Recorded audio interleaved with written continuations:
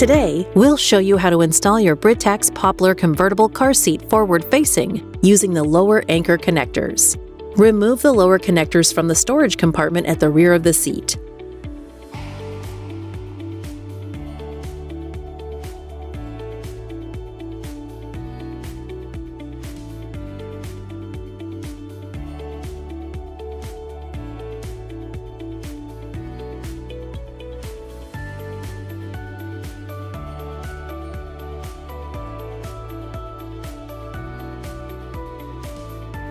Pull the strap to full length toward the child's left side. Unhook the tether from the seat back and place it over the headrest.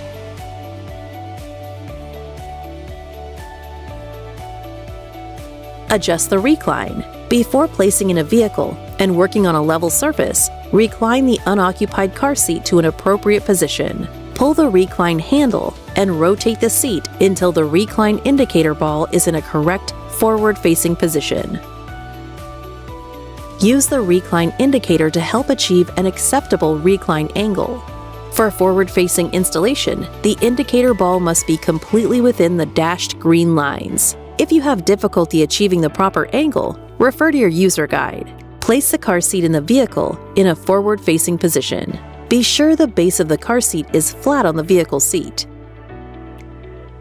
Check the recline angle again to ensure it is in the appropriate position since being placed in the vehicle. Place the tether over the seat back.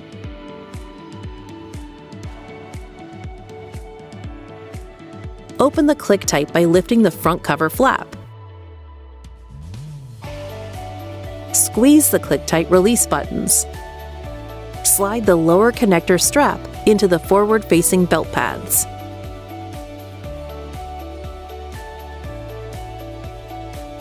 Firmly press the lower connectors over their adjacent lower anchors.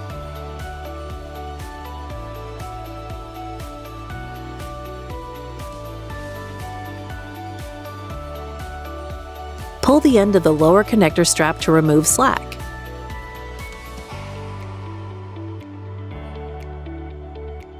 Verify that the connectors are secure and the strap is not twisted. Close the click tight over the lower connector strap. Ensure both gray click tight release buttons are visible. Attach the tether hook to the vehicle's tether anchor.